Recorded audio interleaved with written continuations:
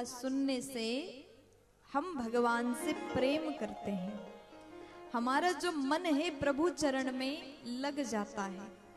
और आप लोग बड़े अच्छे हो, बड़े भाव के साथ शांति के साथ में कथा को सुन रहे हैं। यहाँ के लोग बड़े अच्छे हैं। देखो, जब श्रोता अच्छे मिल जाए तो वक्ता को मन लगता है। कई बार हमसे लोग पूछते, देवी जी आप कथा कहने से पहले क्या पढ़ाई करके आते हैं? 3 घंटे क्या बोलना है आप पहले से तैयार करके आते हैं क्या?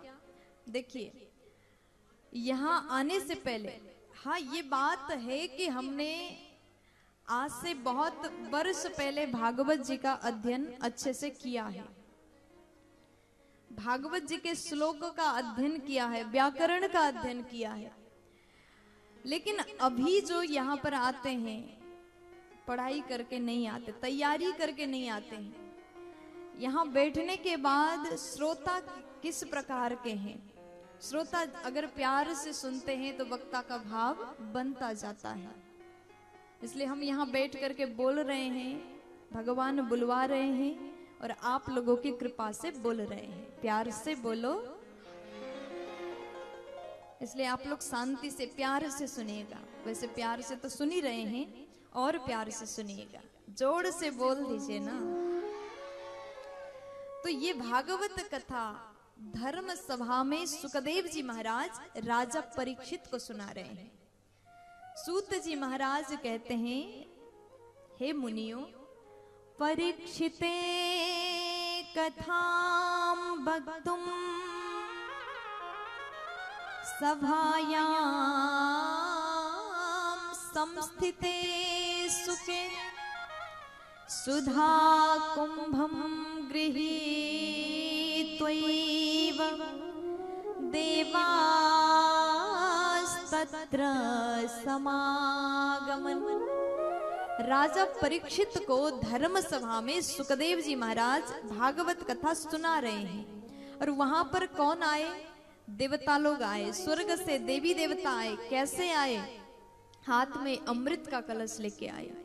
सुखदेव जी को प्रणाम किया, महाराज हमने सुना है कि राजा परीक्षित जी को श्राप लगा 7 दिन में मरने का, और अगर ये अमृत इनको पिला दोगे तो ये जीवित हो जाएंगे, अमर हो जाएंगे।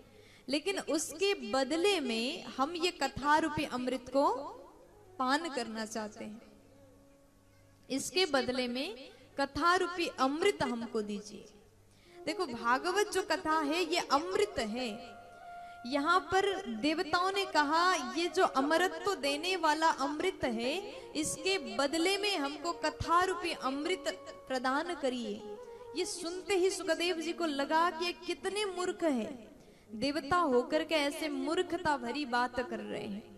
और उनके ऊपर हंसी आता है, ये देवता कितने मूर्ख है, भागवत की महिमा को नहीं जानते। देखो, जिसने भागवत की महिमा को जान लिया वो कथा से प्रेम करेगा, उसका श्रद्धा बढ़ेगा, भक्ति बढ़ेगी। लेकिन जिसको पता ही नहीं, कथा की महिमा जानता ही नहीं, वो भागवत के मोल को नहीं समझ पाएगा। इसलिए कथा के मर्म को जानिए। अगर आपने एक बार इसके मर्म को जाना तो हम कथा से प्रेम कर पाएंगे। जब तक श्रद्धा के साथ में सुना न जाए तब तक जीवन में उतरने वाला नहीं है। प्यार से बोलो। फिर उसके बाद में सुखदेव जी महाराज कहते हैं, देखो देवताओं, तुमने जो बात कह दिया इसके बदले में ये पिला दो। को सुधा को कथा लोके को काच को मणिर महान ब्रह्मरातो विचार्यैवं तदा देवान जहासः। अरे मूर्ख देवताओं, कहाँ कथारूपी अमृत और कहाँ अमरत्व देने वाला तुच्छ अमृत। देखो, आपके पास में कांच का टुकड़ा है, आपके पास में कांच का टुकड़ा है और आप उसको ले करके, या फिर आपके पास में वो डायमंड की तरह चमकने वाला पत्थर है, आप उस पत्थर को लेकर के बाजार गए और हीरा बेचने वाला व्यापारी से अब बात कर रहे, भैया ये टुकड़ा आप रखो, ये पत्थर आप रखो, और इसके बदले में हमको असली हीरा दे दो। हीरा समान दिखने वाला नकली को लेकर के आप कहे कि भैया हमको असली दे दो इसके बदले में, क्या वो मानेगा? हाँ, नहीं मानेगा। क्यों नहीं मानेगा? क्योंकि वो जानता है असली और नकली के फर्क को जानता है। देखो, जब तक वस्तु बराबर का ना हो तब तक तुलना नहीं हो सकता। इसीलिए अब आपकी भाषा में समझा दूं तो आजकल वो लोग, बहुत से माताएं नकली वाला सोना पहनते हैं। आप लोग पहनते हैं? नकली वाला पहनते हैं, जबकि वो असली के समान दिखता है, बिल्कुल नया है।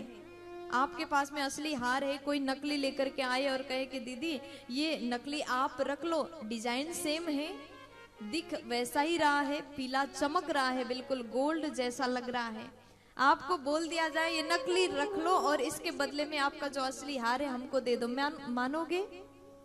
नहीं मानोगे। क्यों? आप जानते हैं असली और नकली में फर्क क्या है। आज सुखदेव जी ने जैसे सुन लिया, बदल दीजिए। सुखदेव जी ने कहा, रे मूर्ख देवता, कथा की मोल को तुम क्या जानो। कहाँ कथा रूपी अमृत और कहाँ तुच्छ अमरत्व देने वाला अमृत। उस स्वर्ग के अमृत को पान करके हम अमर जरूर बनेंगे, लेकिन कथा रूपी अमृत को एक बार मन लगा करके पान कर लिया तो जन्म जन्मांतर से भटका हुआ जीव भी तर जाता है। ये बार बार आने का और जाने का चक्कर ही खत्म हो जाएगा।